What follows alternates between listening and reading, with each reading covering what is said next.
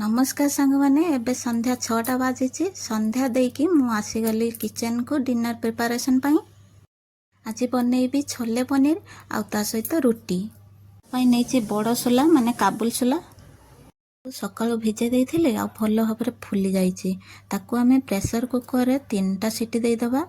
3टा सीटी रे भल सिझिबो।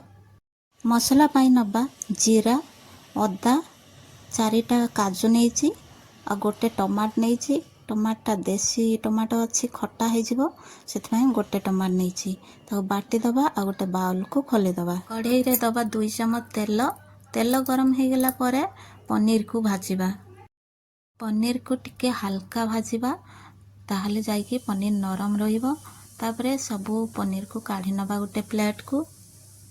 सबू पनीर को खोली साइला परे जो तेल रहिला सेई तेल रे आमे देई दबा गोटे तेजपत्र आ गोटे चामच जीरा।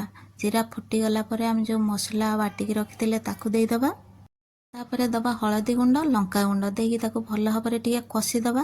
तापरे माने मसला रु पानी मरी गला परे आमे अल्प पानी देकी ताकू टिके कसी नबा। तापरे देई दबा पनीर मसला। मसला हे गेलानी सोला भी सिझी जाइछि। मसला रे सोला को देई दबा आ कसी नबा। आ सोला अल्प किछि सोला को आमे चट्टू साहाଯ୍य रे चकटी नबा जोटा कि हमर झोलटा बहलिया हबो। एपे देई दबा पानी आ अल्प दबा लूण कहीं ना मु सोला रे लूण पकई की सिझाई थिले।